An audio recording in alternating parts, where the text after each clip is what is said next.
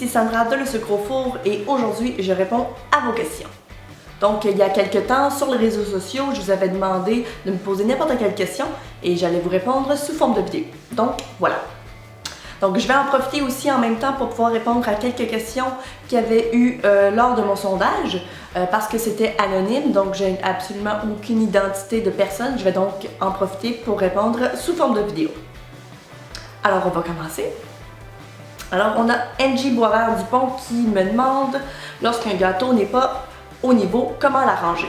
Je pense que d'abord et avant tout, c'est clair qu'il doit être de niveau, là, c'est sûr. Donc avec la technique à l'envers, je pense que c'est probablement la façon la plus simple d'obtenir vraiment un gâteau de niveau. Donc avec un niveau, c'est très important. Vous allez pouvoir obtenir vraiment des gâteaux à 90 degrés ainsi qu'un dessus vraiment très plat et très lisse et puis évidemment de niveau. Donc quand vous allez mettre vos étages par-dessus, donc soit la deuxième ou la troisième, à ce moment-là, vous allez toujours obtenir un gâteau qui est droit. Maintenant, si vous aimeriez arranger ça, à ce moment-là, je vous conseillerais de soit réajuster la quantité de crème au beurre qu'il y a sur le dessus, donc soit en ajouter ou d'en enlever un peu pour pouvoir égaliser, encore une fois, en utilisant un niveau pour vraiment s'assurer que ce soit très droit. Donc, si jamais vous aimeriez avoir le lien de ma vidéo tutoriel où j'explique comment faire la technique à l'envers pour glacer un gâteau de niveau et bien droit, je vais la mettre en fait dans la boîte de description. Alors merci Angie. Alors on a Pascal Harel qui dit « Quand il est le temps de mettre mon fondant sur le gâteau, je panique toujours. Donnez-moi vos trucs pour bien l'étendre. » D'abord et avant tout, je pense que mon conseil numéro 1, ça serait de bien glisser la crème au beurre d'abord et avant tout. On veut pouvoir étendre un fondant sur un gâteau qui est parfaitement lisse. Parce que le fondant, malheureusement, ça ne couvre pas les imperfections, en fait, ça va les accentuer. Donc ça, c'est la règle numéro 1. La règle numéro 2, il faut faire ça vite. Donc on n'a pas le temps de niaiser. On roule, en fait on pétrit, on roule et puis on vient tout de suite déposer sur le gâteau, on ne prend aucune pause. Alors la règle numéro 3 maintenant, je dirais que c'est probablement de choisir son fondant. Donc il y en existe tellement sur le marché, vous pouvez le faire maison. Ils vont tous avoir une manière de répondre, si on veut, différente. Donc ils vont tous réagir différemment. Donc c'est vraiment de trouver celui que vous préférez. Et puis la règle numéro 4, ben en fait, c'est de vous amuser. Il n'y a pas personne qui va... il n'y a pas de police du gâteau qui va venir chez toi parce que tu l'as pas bien fait. Mais je pense que c'est de s'amuser, mais c'est surtout de pratiquer. Il n'existe pas, en fait, de façon, il n'existe pas de recette parfaite. Il suffit vraiment de se mettre les mains à la pâte et puis de se pratiquer. Alors, Lorraine Gauthier qui nous demande, pourrais-tu nous expliquer la différence des colorants en poudre Roxy Rich par exemple, celui où on le dilue avec l'alcool, celui pour colorer la crème au beurre, etc. Un gros merci. Eh bien Lorraine, génial, je suis super contente que tu poses cette question-là. J'ai bien l'intention de faire une vidéo où j'explique un peu plus en détail les poudres. Il y en existe tellement que en ce moment j'aurais un petit peu de difficulté à toutes les expliquer, mais je vais faire grosso modo, je vais essayer d'expliquer rapidement qu'est-ce que c'est. Donc d'abord et avant tout, il y a le Petal Dust qui est en fait de la poudre à pétales, qui est en fait une poudre qu'on utilise surtout au niveau des fleurs parce que c'est une poudre qui est mate et qui fait en sorte que ça n'ajoute pas de brillance si on veut, donc pour des pétales de fleurs par exemple, pour donner du réalisme.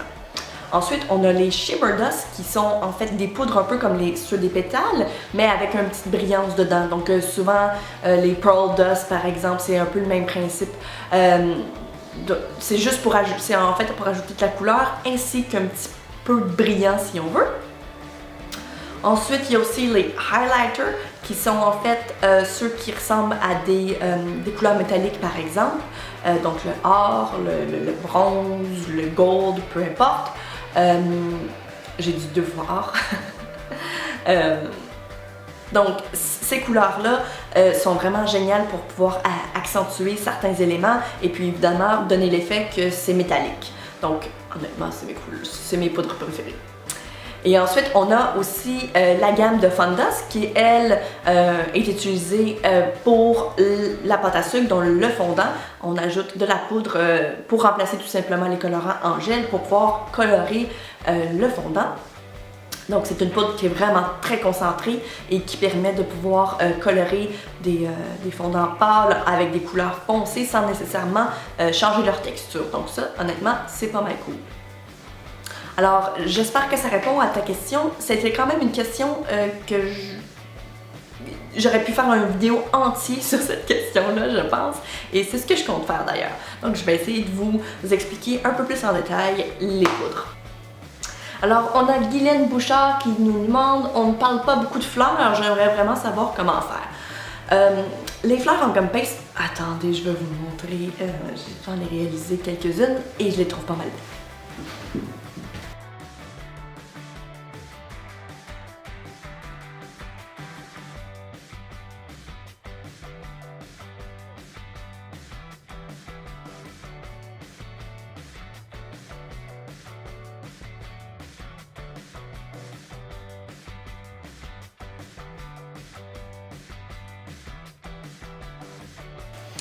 Alors Guylaine, la première chose à savoir avec les fleurs, c'est que l'on doit utiliser du pastillage, du gum paste, c'est crucial. Il n'y a pas de question d'utiliser du fondant, à moins que ce soit évidemment des fleurs qui ne sont pas très réalistes. Je compte ajouter beaucoup plus de tutoriels de fleurs sur ma formation. Je trouve en effet qu'on n'en parle pas assez, c'est vraiment un art spectaculaire, c'est très beau. Et puis honnêtement, il n'y a rien de plus impressionnant sur un gâteau. Donc maintenant, comment faire? Je pense qu'il existe déjà une panoplie de tutoriels gratuits qu'on peut trouver sur YouTube. Mais c'est clair que si on recherche une formation plus avancée à ce moment-là, il faut peut-être penser à des cours. Donc, les deux fleurs que je viens de montrer, qui sont en fait l'orchidée ainsi que la fleur de pommier, c'est en fait un cours que je vais offrir très bientôt, très prochainement,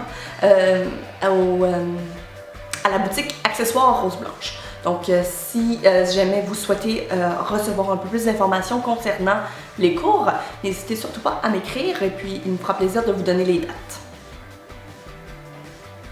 Alors, on avait Roland Poirier qui disait la différence entre les poudres et leur utilisation.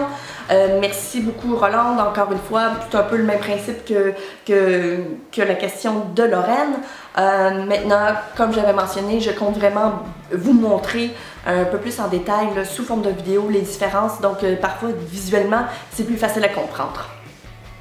Alors, il y a Sana qui nous demande, j'entends toujours ton avis sur les marques de fondant.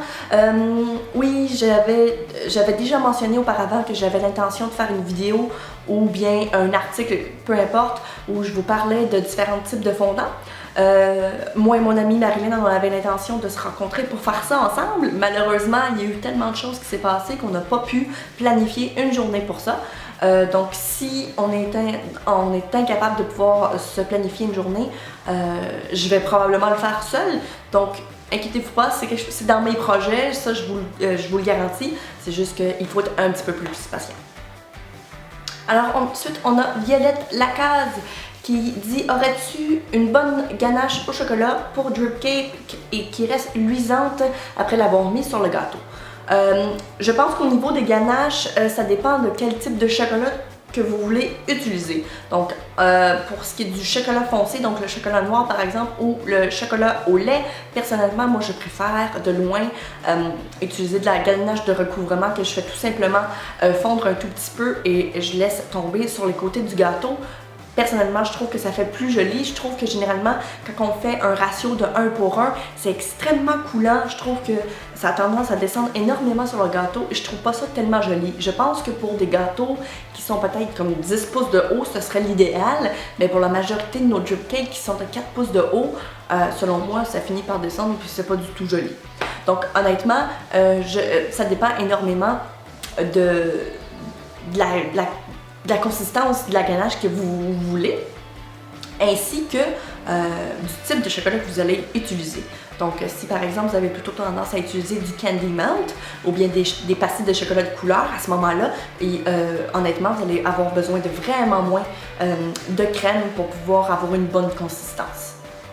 c'est une bonne question et je songe fort probablement vous faire un tutoriel pour les drip cakes. C'est tellement populaire et il y a tellement de questions là-dessus que honnêtement, c'est inévitable. Je dois absolument faire un tutoriel pour vous. Donc, dans les prochaines semaines, je vous le garantis. Donc ensuite, il y avait Chantal Guy qui disait les différentes sortes de fondants, pardon. Donc le Mimac, le Satin Ice, le Virgin, le Maison, etc. Donc encore une fois, merci pour la question. Oui, ça s'en vient. Je vais finir par vous montrer. Mon intention, en fait, c'est de vous montrer littéralement les différences entre les résultats, donc de le rouler, de recouvrir des gâteaux, etc. Donc les colorer, voir comment ils réagissent, de vous donner en fait les différences entre leur élasticité, etc. Donc vraiment pour que vous puissiez avoir une idée de base et puis par la suite je vous donnerai mon avis. Et j'avais aussi Geneviève Daou qui me demande, moi je me questionne sur l'endroit où tu t'équipes pour les plateaux sur lequel tu déposes tes gâteaux. En fait, je l'ai fait moi-même. J'ai une vidéo tutoriel sur YouTube. D'ailleurs, je vais vous mettre le lien dans la boîte de description. J'utilise du foam core. Alors, je vais aller vous chercher ça. Tadam! Que je me procure au Dollarama. Donc, les cartons sont en fait 1,50 chaque. Donc, un gros panneau comme celui-ci. Et ensuite, je viens découper des formes pour mettre sous mes gâteaux ainsi que mes plateaux de présentation. Donc, comme mes drum cakes, si on veut. Mes drum board, mes drum cakes, pas sûr. Et puis, donc j'en mets généralement 2 à 3 d'épaisseur. Et puis, j'ajoute aussi des pieds en dessous de mes cartons pour pouvoir mieux les déplacer. Et puis, honnêtement, j'utilise ça depuis quand même longtemps. Et c'est parfait pour les gâteaux 3D. Donc, on peut facilement les découper de la forme que l'on veut. Et honnêtement, ça m'a fait économiser de l'argent. Vous n'avez même pas idée. Donc, c'est comme ça que je me procure mes cartons. Alors, c'est tout pour les questions que j'ai reçues sur les réseaux sociaux. Maintenant, je vais tenter de répondre à quelques-unes de vos questions que vous aviez eues au niveau du sondage. D'ailleurs, merci infiniment d'avoir participé en grand nombre. Vraiment, ça m'a permis de pouvoir savoir que je m'en vais dans la bonne direction au niveau de ma formation. Et puis, je vais être en mesure de pouvoir répondre un peu plus à vos besoins. Alors, la première question qui m'a été posée, c'est est-ce que cette formation est en ligne? Oui, la formation est en ligne. D'ailleurs, vous allez pouvoir trouver le lien en fait de la formation dans la boîte de description.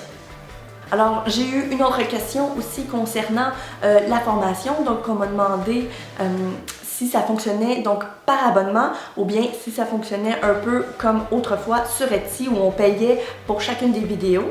Donc, en fait, c'est un petit peu comme un Netflix pour les gâteaux, si on veut. Donc, en fait, c'est un abonnement où vous avez le droit finalement à ma bibliothèque entière de cours. Donc, du moment où vous vous abonnez pour un mois, vous avez accès à tous mes cours que j'ai faits auparavant. En plus, à chaque mois, j'ajoute un nouveau cours. Donc, par exemple, le mois prochain, pour le mois de mai, ça sera le cours de la tête de dragon. Donc, en plus d'avoir ce cours-là, lors du mois de mai, je vais faire des formations en ligne en direct sur ma page privée sur Facebook. Et en plus, j'ajoute toujours un petit tutoriel privilégié pour les artistes sucrés privilégiés. On m'a demandé aussi si ça ressemblait un peu à Craftsy. En quelque sorte, oui, parce que ce sont des cours en ligne, mais techniquement, Craftsy, vous devez payer pour chacun des cours. Et en plus, Craftsy, c'est en anglais. Moi, toute ma formation est en français. Si vous aimeriez en savoir davantage sur ma formation en ligne, je vais vous mettre le lien dans la boîte de description d'un article où j'ai écrit vraiment étape par étape un peu plus comment ça fonctionne.